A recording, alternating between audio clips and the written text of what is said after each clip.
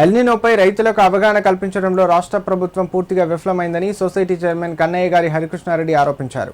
సిద్దిపేట జిల్లా తొగుట మండల కేంద్రంలోని గుడికందుల గ్రామంలో నిర్వహించిన మీడియా సమావేశంలో మాట్లాడిన ఆయన రాష్ట్రంలో కరువు పరిస్థితులు తలెత్తుతాయని శాస్త్రవేత్తలు చెప్పినప్పటికీ రైతులకు అవగాహన కల్పించడంలో జాప్యం చేయడంతో ఇప్పటికే చాలా ప్రాంతాలలో రైతులు పంటలు వేయడం జరిగిందన్నారు. ఈ కార్యక్రమాన్ని గత 2 నెలల క్రితమే రైతులందరికీ తెలియజేసేలా అవగాహన కల్పిస్తే రైతులకు వర్షాభావ పరిస్థితులు మరింత మెరుగ్గా ఉండేవన్నారు. దాదాపుగా నేటికి 50% మంది రైతులు వరి నాట్లను వేయడం జరిగిందన్నారు. పంటలు సాగు చేయని రైతులు వర్షాభావాన్ని దృష్టిలో పెట్టుకుని ప్రత్యామ్నాయ పంటల వైపు మొగ్గు చూపాలని సూచించారు. ఈ కార్యక్రమంలో ఉప సర్పంచ్ పరిచయ్య, నాయకులు బైరారెడ్డిలు పాల్గొన్నారు. ఎల్నినో పరిస్థితుల దృష్ట్యా రైతులకు అవగాహన కల్పించడానికి ఈరోజు మండల స్థాయి అధికారులు గ్రామానికి రావడం జరిగింది.